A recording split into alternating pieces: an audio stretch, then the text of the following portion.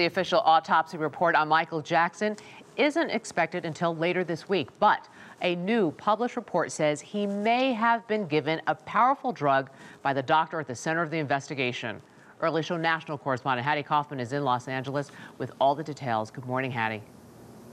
Good morning, Julie. Michael Jackson used the powerful anesthetic propofol like an alarm clock. When he wanted to sleep, a doctor simply administered an IV drip. And when it was time to wake up, the doctor would stop the drip. That's according to the Associated Press source. The doctor at Michael Jackson's side when he died was Dr. Conrad Murray. Dr. Conrad Murray gave Michael Jackson propofol the last night of his life, according to a law enforcement official cited by the Associated Press. The anesthesia is so powerful, 1 cc can make the difference between life and death. It's no longer a cause of death investigation. This is a criminal case that's being built. Murray's Houston office was raided last week, and he was identified in court papers as the subject of a manslaughter investigation. But as Murray did not administer anything that should have killed Jackson. Jackson's prescription drug use so concerned his family, brother TITO told Entertainment Tonight he confronted him. He said he was fine, you know, he's in good health, and he's making a new record, and he's looking forward to going back on the road. Meanwhile, as custody negotiations continue between Debbie Rowe and Katherine Jackson, rumors are swirling about a possible fourth child. I knew him as little Michael. Add this recent comment by Jermaine Jackson. I've seen pictures with him and Michael, and we're going to love him and treat him just as if he was our own. Musician Ricky Harlow was a frequent guest at Neverland. He does not believe Jackson is Omar's father, but says he treated him like a son. He cared so much about Omar. He didn't want him to get hurt. Like a father, he had this type of protective vibe. That same kind of protective vibe the brothers had for one another.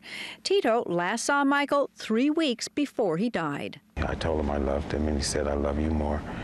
And those were the last words we had with each other.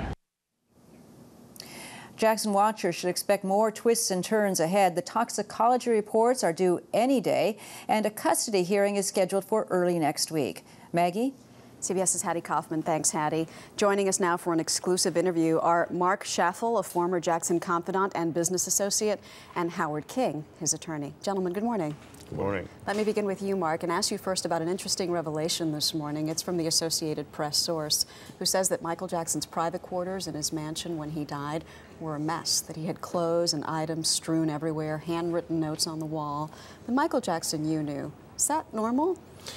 Well, sometimes his bedroom was a little disheveled, but the notes were a little bit unusual. I mean, he would put things up like little things he would buy or whatever and stick them on the wall, handwritten things, but I never saw any handwritten notes that he would stick on his wall. Do you think anything could be read into that about his mental state in the weeks leading up to his death?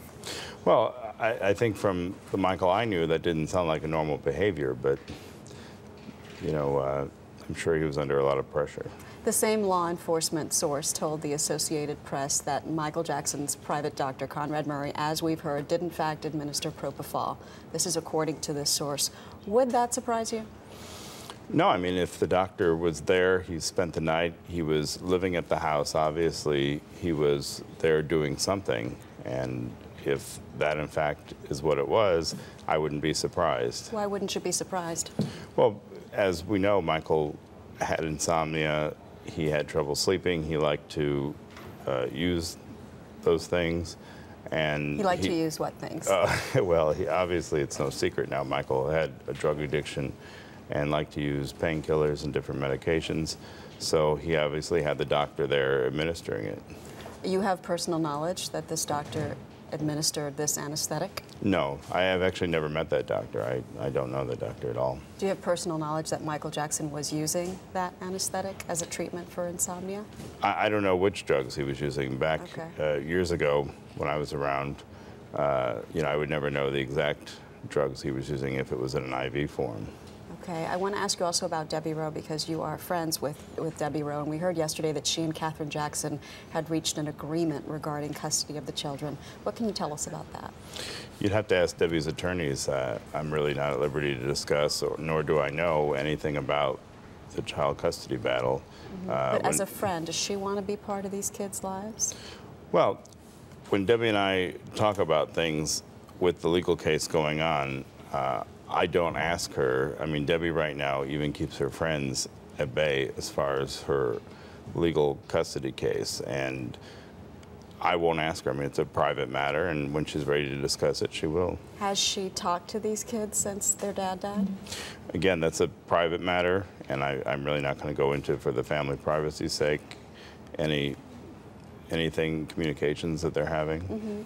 Is there anything you can tell us as her friend that you think she would want people to know regarding her relationship with the kids, given everything that has been said about her in these last weeks?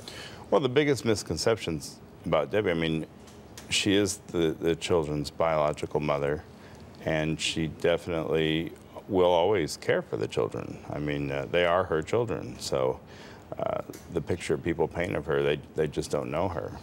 People will wonder why you came with your attorney. Would you like to speak to that, Howard? Well, you know, part of it is that both Marc and Debbie have been somewhat of a victim, collateral damage, if you will, to what's going on following Michael's death with the Santa Barbara Sheriff's Department.